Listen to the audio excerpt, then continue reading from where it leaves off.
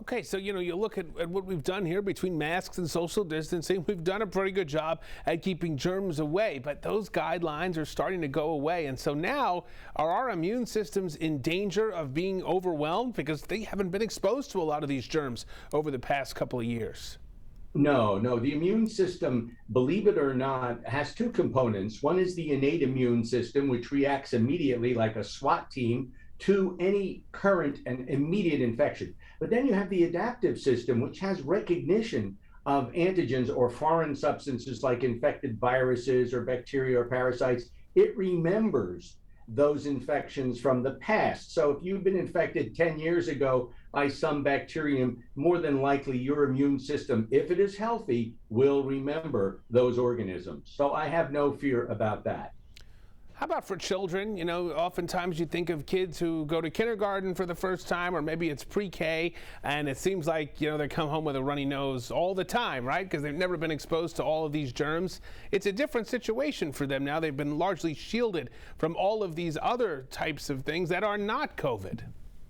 The good news is that children, very young children, as you know, get many, many vaccinations after they are born. And of course, they are exposed to multiple antigens. And the good news is that their immune systems, after about 7 or so weeks or months after they leave the womb, their immune systems are very robust and very able to handle infections. And that's why kids don't generally get very, very sick from variants like the Omicron or even the Delta variant. So I'm not worried about children. I am more worried about social interaction, wearing masks. And I'm happy to hear that the masks are going to be off the kids coming Monday.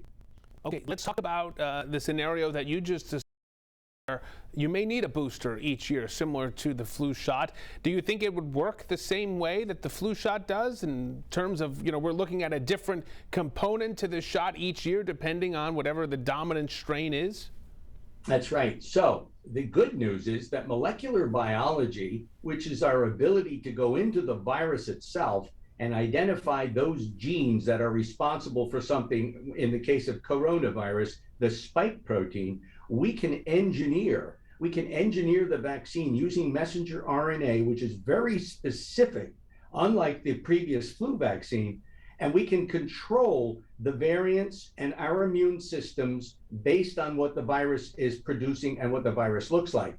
Now, I'm even going to suggest that possibly in the future, the influenza vaccine, which has only been about 40% effective as we get it every year, it's only been about 40% effective to the various variants of influenza, that they may also be making a messenger RNA version of the influenza vaccine, because messenger RNA is the most efficient and it provides, excuse me, it provides 90% efficacy as far as preventing future infections.